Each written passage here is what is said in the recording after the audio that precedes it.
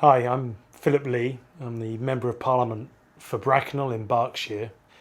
I'm also a doctor in Berkshire here in Slough. Slough's a diverse place, people who know it mainly from The Office and other TV programmes, but it's a remarkable place to practice, and I've practiced as a doctor here for the best part of 15 years. And I think actually remaining a doctor throughout my political career has been a real plus, because you can't come here and do a surgery without actually confronting the reality of day-to-day living and the reality actually of modern life.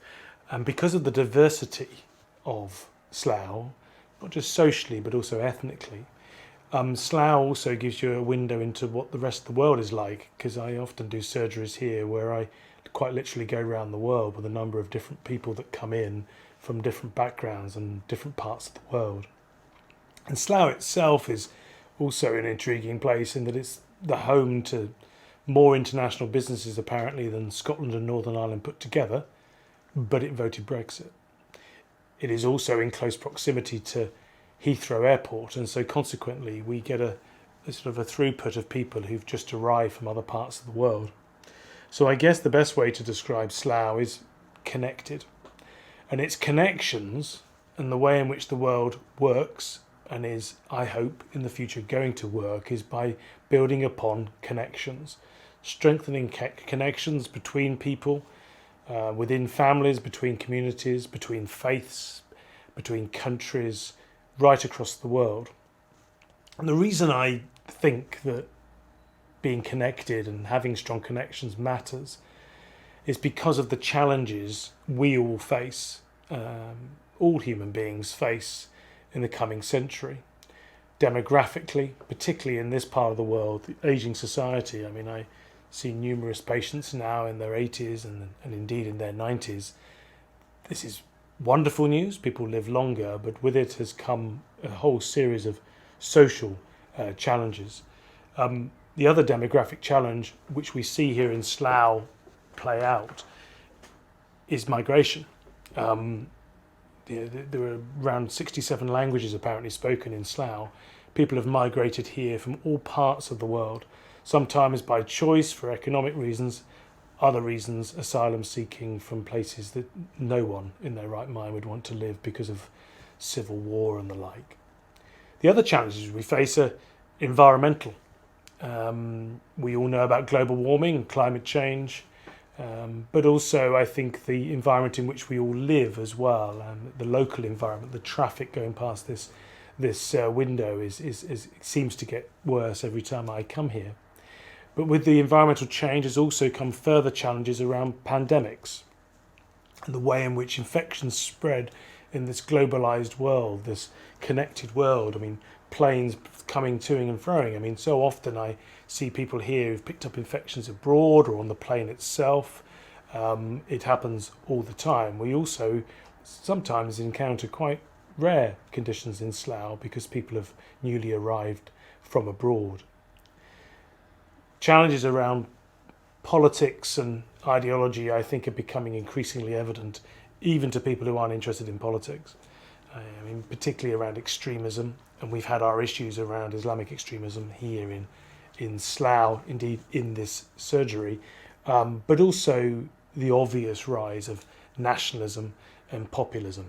And these things concern me greatly. And I think it's because I represent a constituency about 12, 15 miles from here, same county, but this community and that community, I wonder about the future stability, security of our communities with this rising sort of division and this unacceptable sort of hatred that gets displayed, particularly on social media.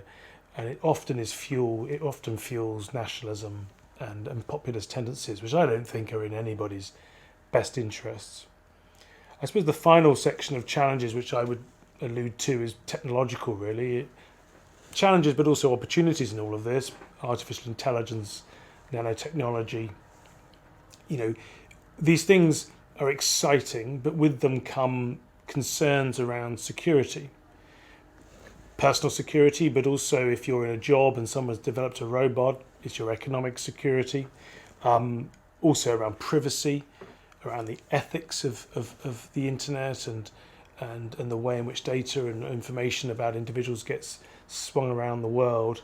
And within all of that, human rights and people being protected from, from big data. And I think that if you think about those challenges around demography, environment, technological, all of those things, ask yourself the question, how do we address those challenges so our children and our grandchildren have a good life, feel secure, can be prosperous, can have families and the like?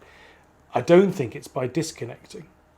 I think we have to be connected and understand each other more, understand it, different faiths, different countries. Everybody needs to come together more, not pull apart.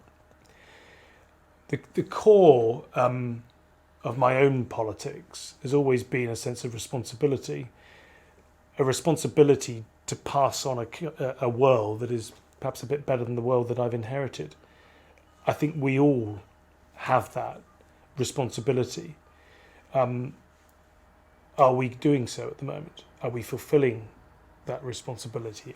Is the legacy of this generation going to be a good one? I think it can be, but I think we need connected responses to the challenges that I've outlined. And without those connections, regionally, globally, within families, communities and the like, without them, I don't think it's going to be a good legacy that we pass on.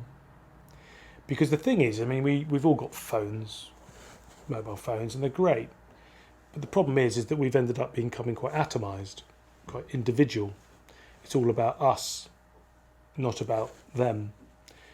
And human beings are essentially social animals.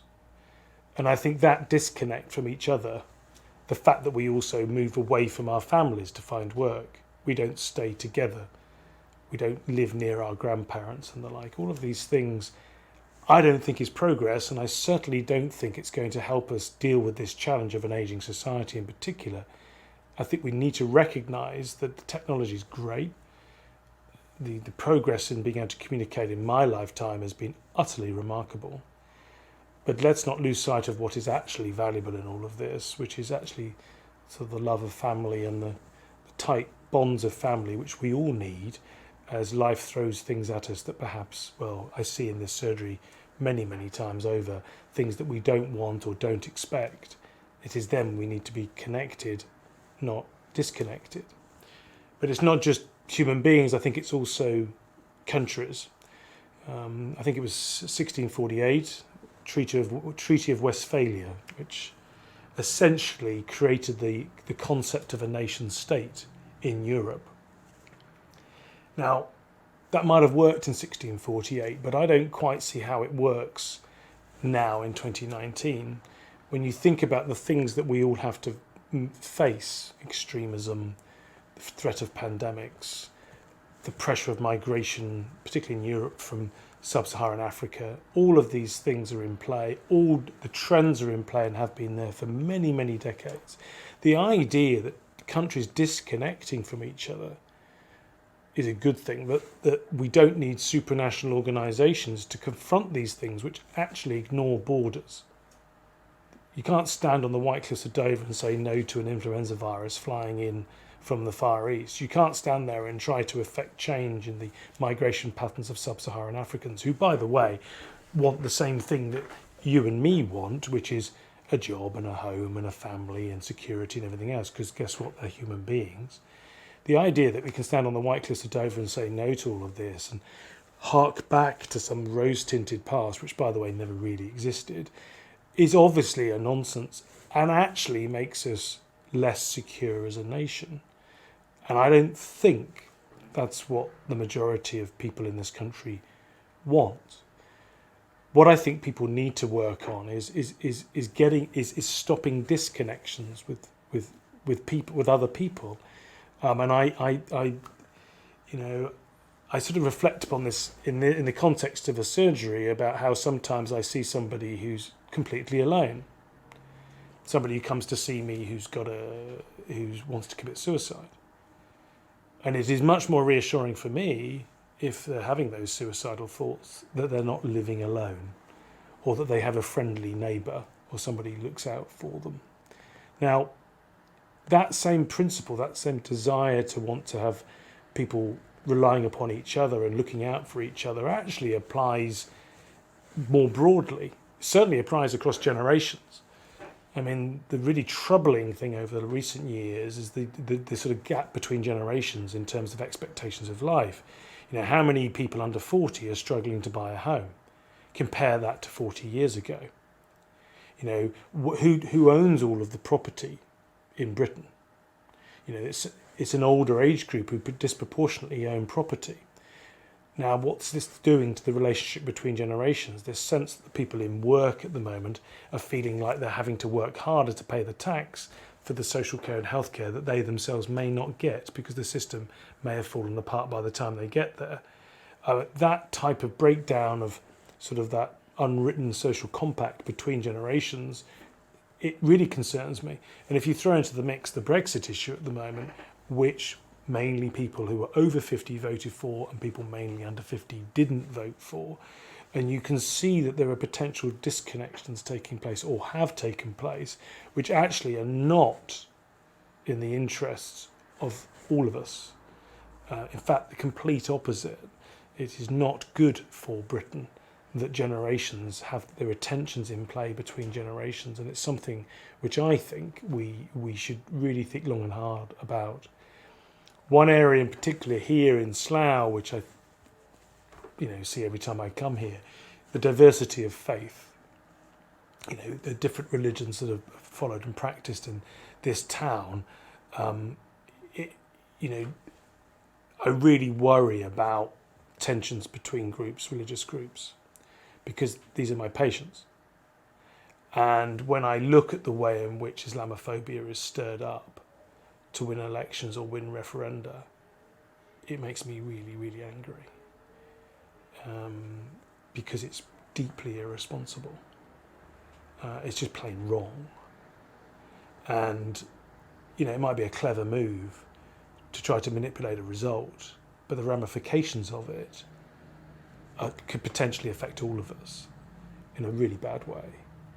And that's why I was very exercised about the use of Turkish succession in the 2016 referendum.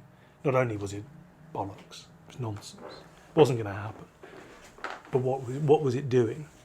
It was actually seeking to divide people, because by doing so, more people would fall in a particular column.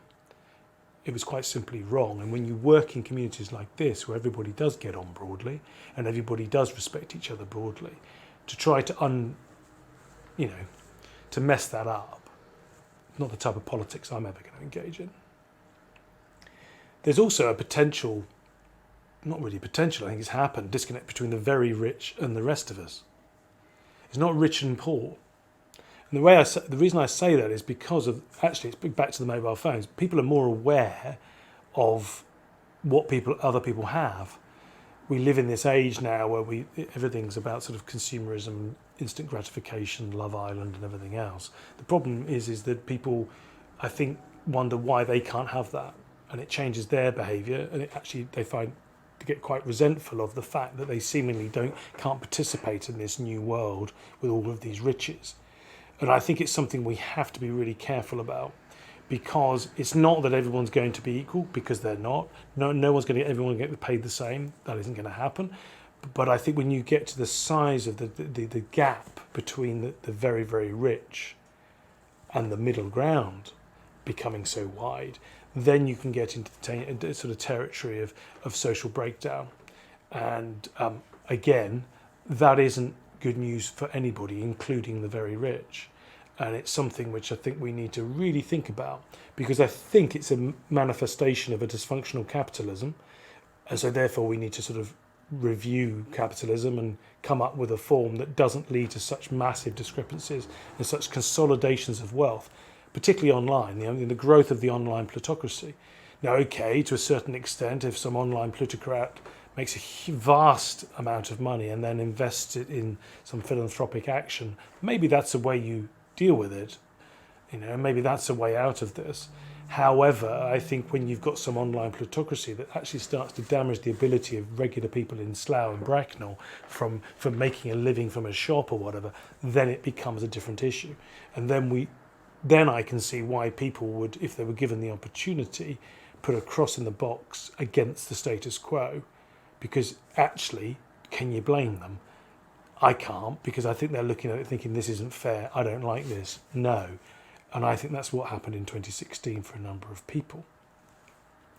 Now, finally, I suppose, and this is apposite at the moment because of Brexit, is the disconnections between countries that exercise me greatly at the moment.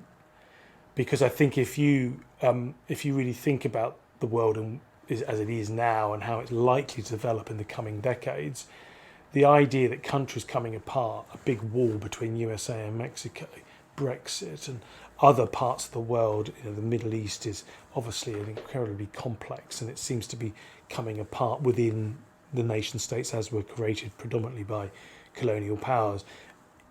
You look around and you think all of these disconnections taking place, this doesn't lead to a peaceful outcome.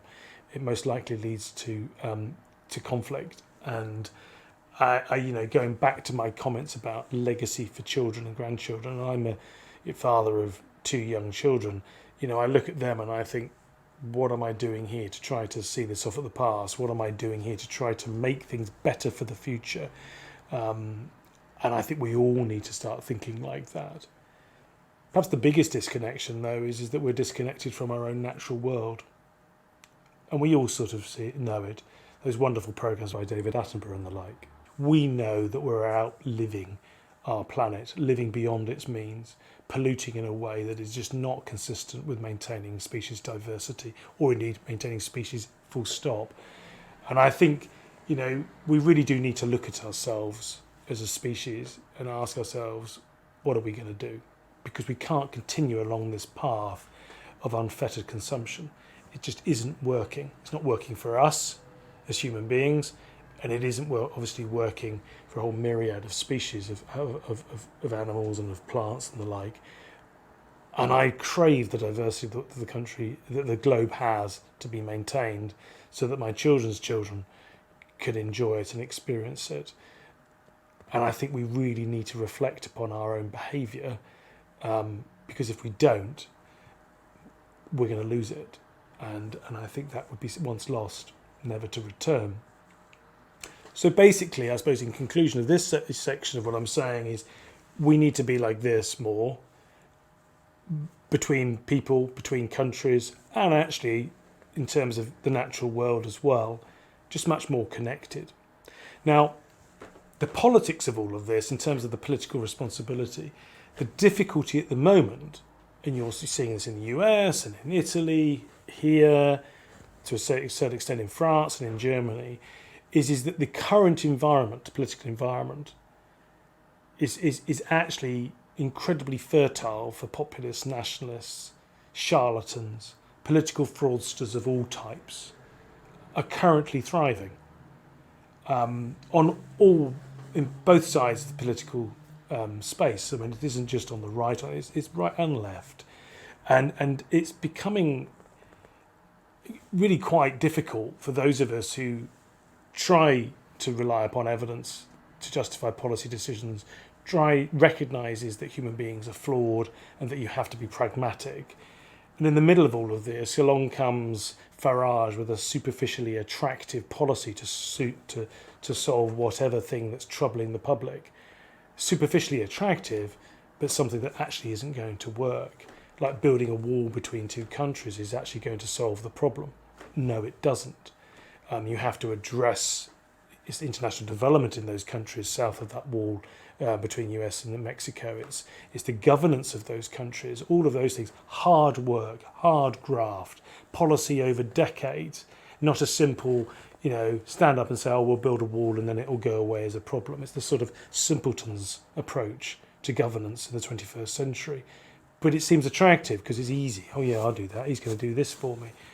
In reality, it's actually probably going to make things a whole lot worse and not solve perhaps the legitimate concern about what's going on. And I think we're getting leaders at the moment, as a consequence of all of this, who thrive on division, not actually on the unity, the connections that we need to meet the challenges. So when you look around and you think, how on earth have we ended up with a choice of politicians like this, not just here in Britain, across the world, how has this happened? Just reflect upon the political environment, reflect upon the challenges and indeed what people are voting for to solve those challenges. Because ultimately our democracy is a shared endeavour. You know, I'm an elected politician, but we all, and I have responsibilities in that regard, but all of us have responsibilities to protect and nurture our democracy and also protect and nurture our government and the quality of it. We all have a responsibility. Now, for me, personally, I mean, the easy path for me would be to obfuscate, placate, humour, you know, just to avoid, you know, the difficult decisions, the difficult tasks. And, you know, it's well documented that, you know, I resigned as a minister over Brexit, and I have challenges with regards to staying in politics because of what I've said and what I believe. So the easy path would have been just to go along with it. The easy path would be just to accept the direction of travel, think about my bank account, think about my political career, and put all that up front and centre, and not actually put my country first. And actually, without wanting to sound too grandiose, put my planet first. Because realistically, it is about a much bigger picture than England or the Home Union or indeed the European Union. This is about global stability and peace and sustainability of our environment and our economy and jobs for an increasing population. It's a much bigger gig, really, isn't it? And yeah, I do worry about that more than whether I end up being the junior minister for paperclips or not. You know, on balance, really. You know, I think we all need to keep our eye on the bigger picture. And the bigger picture is that we should want to connect with people and understand people and find common ground with people, not just flick the V's and, you know, pull up the drawbridge or whatever description you want to use. That isn't going to help us in the long term. We're going to end up really profoundly insecure as a nation, and I don't want to see it. So I guess we need to improve our body politic. It's a medical analogy, you know, we need to get healthier politics, because I think if we don't, I think it's going to be a challenging couple of decades. But what I would say always, it's when I look at my children, it's when I look at the children who come into this room to be consulted. For me, it's about legacy. It's about feeling like I've played my own small part in trying to pass on something that is better. And we all have that responsibility, don't we? And that's what drives me. And I'm under no illusions of the challenges and the scale of it. The population of the Earth has doubled in my lifetime. Currently 7 billion or so. It's going to be 9 billion by 2050, most projections say. They all want a job, a home. They all want good health. All of those things. How's that going to work? How's that going to work? How's that going to be afforded? How are we going to provide electricity and water for all of those people? An opportunity. Because if they don't get it in their own country, you can bet your bottom dollar they're going to be getting in a boat or a dinghy or a car or whatever, and they're going to go and try and seek it somewhere else. That's the reality. It might be a difficult message, but that's the reality of the future. It's potentially exciting, but we've got to recognise that there are challenges that can't be ignored. Because will it be a world worth inheriting? Do we think? I think it will be. I really truly believe that we have the ingenuity, the ability of human beings to innovate and to change, to adapt, to invent. So it's possible to address all of those challenges and in fact actually take some of those challenges and seize opportunities within them so that everybody can have a fulfilling, productive, successful, secure life. But to do so, we must connect. We must strengthen our connections. And if we do, then yes, the future is bright.